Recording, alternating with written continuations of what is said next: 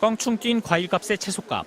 지난 2년 급격히 오른 물가는 동네 마트와 시장을 찾는 모두에게 고통이었습니다. 참외 이거 한 개당 1,000원인데 네. 지금은 5개 10,000원이잖아요. 개당 2,000원이에요. 그럼 100% 올라간 거죠. 38년만 했는데 이렇게 힘든 건 처음이에요. 먹고 사는 거는 안 할 수가 없으니까 의료비나 이런 거는 안 써도 되는데 먹는 거는 꼭 써야 되니까. 윤석열 정부 출범 이후 물가 상승률은 6.7%. 과일, 채소 등 먹거리는 물론 전기, 가스, 수도 등 공공요금의 오름폭이 컸습니다. 고물가에 대응하려고 금리를 올렸지만 물가는 잡히지 않았고 가게와 자영업자들의 대출이자 부담만 커졌습니다. 그렇다고 임금이 크게 오른 것도 아니라서 실질 임금은 줄고 소비는 위축됐습니다. 노후 대책도 해야 되는데 점점 물가는 올라가니까 답이 없는 거죠. 무조건 줄여야 돼요. 알뜰하게 살지 않으면 못 살아지. 고물가 충격은 저소득층에 집중됐는데 지난해 4분기 소득 하위 20%에 몰린 계층에서만 유일하게 소비 지출을 줄인 것으로 나타났습니다.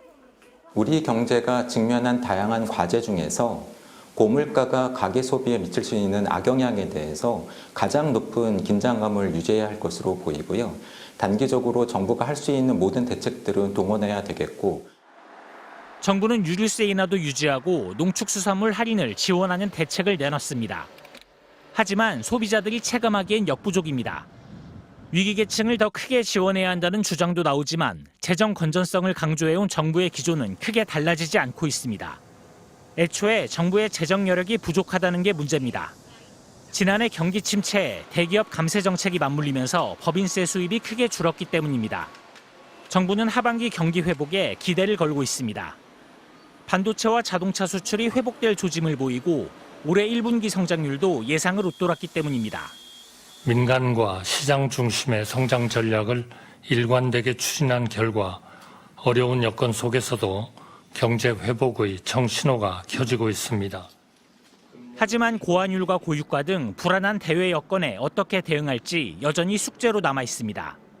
MBC 뉴스 박윤수입니다. 7년차 주부 김한별 씨. 주말마다 바인더를 꺼내 현금을 넣어놓습니다. 일주일치 쓸 돈입니다.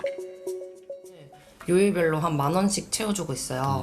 그래서 그 다음에 여기 뭐 자동차 기름값이랑 아이들 병원비 같은 거는 요 속지에다가 넣어주고, 그리고 요거는 생필품 같은 거. 가끔은 가짜 돈도 넣습니다.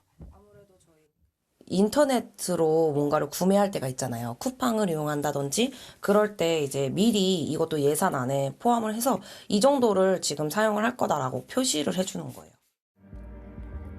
고물가 시대, 2030 세대에게 현금 챌린지가 유행처럼 번지고 있습니다. 신용카드를 없애고 쓸 돈을 현금으로 뽑아 바인더에 넣어놓고 그 안에서만 쓰는 겁니다. 카드 값이 제가 그냥 쓴 건데 한 200만 원 정도를 썼더라고요. 그래서 내가 왜 이렇게 돈을 흥청망청 쓰고 살지, 더 이상 이러면 안 되겠다라는 생각이 딱 들어가지고. 물가가 얼마나 오른 걸까요? 최근 10년 물가 추이를 보면 소비자 물가 상승률은 2014년부터 2020년까지 7년 동안 연간 0%대에서 1%대를 오갔습니다. 7년 누적 상승률이 7.5%입니다. 그런데 2021년부터 2023년까지 3년 사이 누적해서 11% 넘게 뛰었습니다. 7년치 오른 것보다 더 뛰었습니다. 투잡 직장인들도 크게 늘었습니다. 부업에 뛰어든 사람은 지난 4년 사이 30%가 늘어 57만 명이나 됩니다. 부업거리를 연결해주는 한 플랫폼에는 삼성, 현대차, SK, LG 4대 기업 직원도 4,600명 이상 등록했습니다. 30대 후반 직장인 김모 씨. 매일 퇴근하고 5시간 대리운전을 합니다. 주말에 일할 때도 있습니다.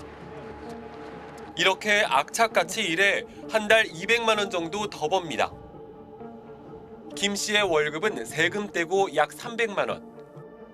올해 1% 올랐습니다. 3만 원 정도입니다.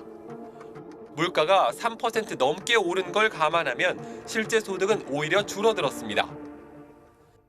자녀가 2명이 있는데요. 영어 학원이나 뭐 이렇게 수학 학원을 보내고 있는데 한 3년 전만 해도 학원비가 한 20만 원이었는데 이게 점점 오르더니 이제 한 달에 30만 원 정도 되는 거예요. 결국 빚내서 산 아파트까지 팔았습니다. 그런데 이 집을 팔지 않고서는 저희가 이제 더 이상 이 월급 가지고 경제 활동을 할 수 없다고 판단했기 때문에 지난해 근로자들의 명목 소득은 2.5% 올랐습니다. 그런데 물가는 3.6% 뛰었습니다. 이러니 월급이 오르나 마나입니다. 물가를 감안한 실질 임금은 평균 355만 4천 원으로 1년 전보다 오히려 1.1% 줄었습니다. 재작년에도 0.2% 줄었습니다. 사람들이 점점 가난해지고 있다는 뜻입니다. 사람들이 점점 이제 가난해지는 뭐 이런 상황이 되니까 이거는 상당히 이제 심각하다고 봐야죠. 우리나라가 경제 성장을 시작한 이후에 이렇게 실질 소득이 줄어든 경험이 이렇게 많지가 않거든요. 그러니까 가게 살림이 어려워진다는 측면에서 이제 어려운 거고요. 이게 뭐 물가가 오르더라도 이제 임금이 따라서 올라주면은 우리가 크게 어려움을 못 느끼는데 지금은 임금이 잘 안 따라온다라는 측면에서 이제 심각하다고 봐야죠. 물가가 오르는 건 전 세계적인 현상입니다. 코로나와 우크라이나 전쟁 여파입니다. 그런데 한국이 다른 나라들과 다른 점이 있습니다. 미국과 이탈리아, 네덜란드, 스웨덴 같은 유럽 국가들은 물가도 오르고 임금도 함께 오르고 있습니다. 경제가 성장하고 있다는 뜻입니다. 반면 한국은 물가만 오르고 임금은 제자리입니다. 미국과 유럽이 활활형 물가 상승이라면 한국은 불황형 물가 상승인 셈입니다. 유럽이나 미국에 있어서의 지금 인플레이션은 국내 요인이 강합니다. 즉 임금이 계속 오르고 그리고 서비스 가격이 굉장히 오릅니다. 따라서 이 이전과 코로나 초기와 달리 유럽과 미국의 인플레이션 원인은 국내의 그 임금 상승과 서비스 가격, 특히 호텔이나 여행 그리고 그 노동자들의 그 서비스업에서 일하는 레스토랑에서 팁을 준다든지 이런 비용이 높아져서 인플레이션이 높아지는 상황입니다.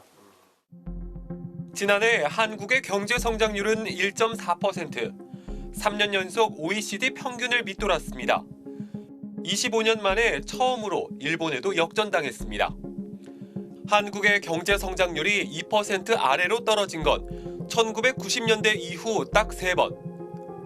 IMF 외환 위기였던 1998년, 세계 금융위기가 터진 2009년, 그리고 코로나가 세계 경제를 강타한 2020년입니다.